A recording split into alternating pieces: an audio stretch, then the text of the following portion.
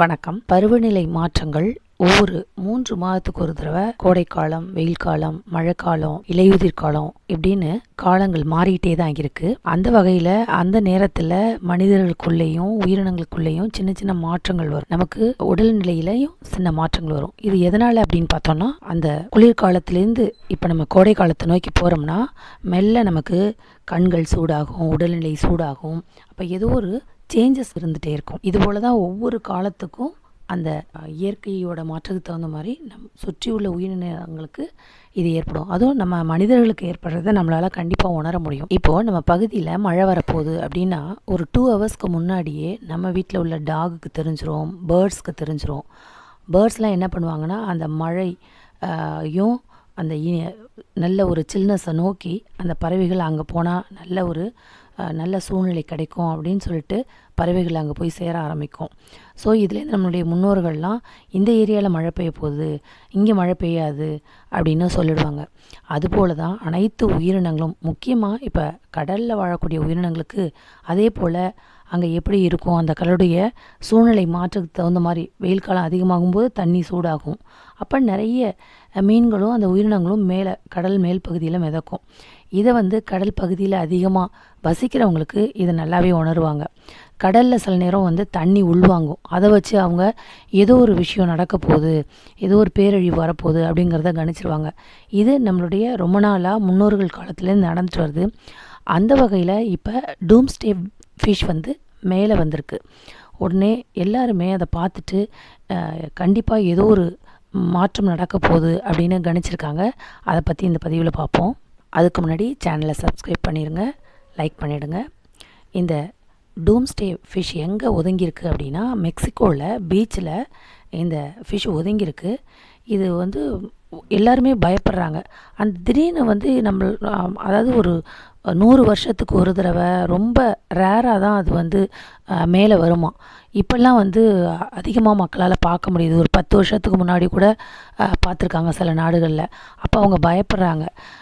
இப்போ மெக்சிகோவில் வந்தோடனே அந்த மீன் டூம்ஸ்டே ஃபிஷ் தானே அவங்க கண்டுபிடிக்கிறதுக்காக பார்க்கும்போது அது சில்வர் கலரில் இருக்கும். ரொம்ப ரிப்பன் மாதிரி இருக்கும். அது ஒரு வளைஞ்சு நெளிஞ்சு ரொம்ப லாங்காக போகக்கூடிய ஒரு மீன். இதை சில பேர் சில நாடுகளில் எலக்ட்ரிக் ஃபிஷ் அப்படின்னும் சொல்கிறாங்க. ஆப்பிரிக்காவில் இது தொட்டா ஷாக் அடிக்கும் அப்படின்னும் சொல்லப்படுது. இது எங்கே வாழும் அப்படின்னா, கடலில் 1000 அடி ஆழத்துக்கு கீழே வாழக்கூடியது இந்த டூம்ஸ்டே ஃபிஷ்ஷு.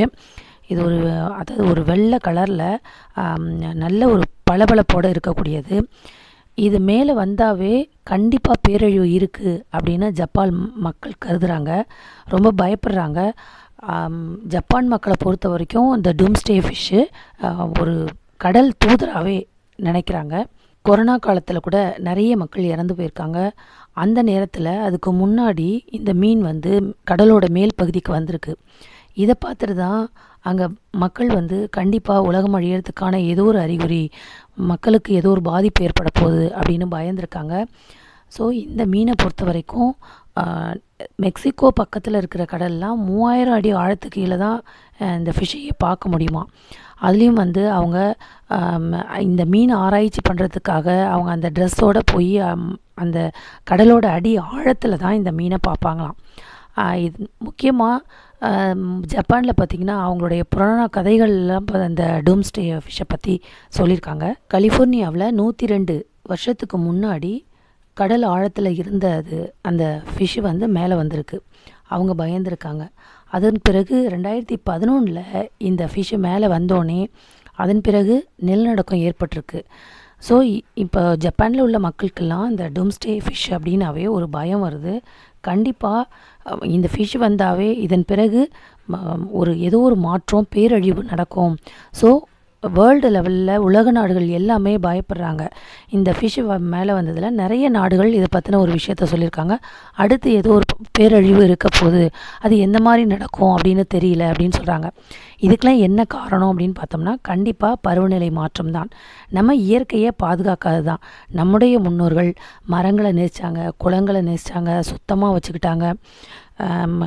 ஒரு முன்னோர்கள் காலத்தில் ஒரு குளத்துலேருந்து உள்ள தண்ணியை எடுத்துகிட்டு அவங்க குடிநீராக பயன்படுத்தினாங்க. அப்போனா குடிநீராக பயன்படுத்தின ஒரு தண்ணீரை எந்த அளவுக்கு எல்லாரும் சேஃபாக வச்சுருப்பாங்க.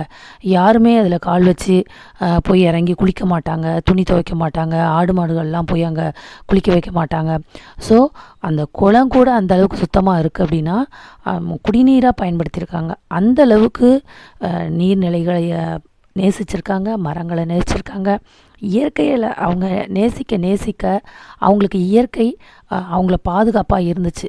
இப்போ நம்ம இயற்கையை ரொம்ப அழிச்சிட்டோம், மரங்கள் அழிஞ்சிருச்சு. அவங்க வச்ச மரங்கள்லாம் இன்றைக்கி அழிஞ்சிருச்சு. ஆனால் நம்மளுடைய சந்ததியினருக்கு நம்ம நிறைய மரங்கள் வைக்கிறதில்ல.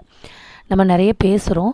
நம்மளுடைய செலவுகள்லேருந்து ஏதாவது ஒரு பகுதியை மரங்கள் வைக்கிறதுக்கு நம்ம செலவு செஞ்சோன்னா கண்டிப்பாக அடுத்த சந்ததியினருக்கு இந்த காலநிலை மாற்றத்துக்கான பாதிப்பு இருக்காது. இந்த பருவநிலை மாற்றத்தினால நிறைய பிரச்சனைகள் வந்து மனிதர்களோடக்கு நிறைய வியாதிகளும் வருது. ஸோ இப்படி ஒரு பேரழிவு ஏற்பட போகுது அப்படின்னு நிறைய பேர் பயந்துட்டுருக்காங்க. அது எதுவும் இப்போ கண்டுபிடிக்க முடியல. ஸோ இந்த ஃபிஷ் போல் நிறைய மீன்கள் கூட மேலே வந்திருக்கலாம், நிறைய உயிரினங்கள் மேலே இந்த பருவநிலை மாற்றத்தினால வந்திருக்கலாம். அதெல்லாம் கவனித்து நம்ம பருவநிலை மாற்றத்தை என்ன செய்யலாம், அதற்கான ஆன்சரை நம்ம கண்டுபிடிக்கணும். மரங்கள் வைக்கிறது, இயற்கையை பாதுகாக்கிறது, பிளாஸ்டிக் பொருட்களை பயன்படுத்தாமல் இருக்கிறது, இதுதான் நம்ம இயற்கைக்கு செய்ய வேண்டிய முக்கியமான விஷயங்கள். மழை நீரை சேகரிக்கணும். கண்டிப்பாக அந்த காலத்துலலாம் பார்த்திங்கன்னா நம்ம சின்ன குழந்தையாக இருந்தபோது நம்ம வீட்டு வாசல் பக்கம்லாம் பாத்திரங்கள் வச்சு மழை நீரை பிடிப்பாங்க, அதை 2-3 நாளைக்கு பயன்படுத்துவாங்க. ஸோ இப்போலாம் நம்ம அது மாதிரி கிடையாது. அட்லீஸ்ட் நம்ம அதுபோல் நம்ம பயன்படுத்த டைம் இல்லை அப்படின்னா கூட மழைநீர் சேகரிப்பை நம்ம எல்லா வீடுகள்லேயும் வச்சிடணும். நம்ம வேஸ்டாகிற தண்ணிலாம் பூமிக்குள்ளே ஒரு இடத்துல சரியாக போகும்போது அது திரும்பி நமக்கு நல்ல நீராக நமக்கு கிடச்சிரும். ஸோ இதுபோல் பருவநிலை மாற்றங்கள் ஏற்படாமல் இருக்கிறதுக்கு நாமளும் இயற்கைக்கு நல்ல உதவி செய்யணும். அப்போ தான் இந்த பேரழிவுகள்லேருந்து நம்ம காப்பாற்றிக்க முடியும். இந்த டூம்ஸ்டே ஃபிஷ்ஷை பற்றி உங்களுடைய கருத்துக்களை கமெண்டில் சொல்லுங்கள். நன்றி.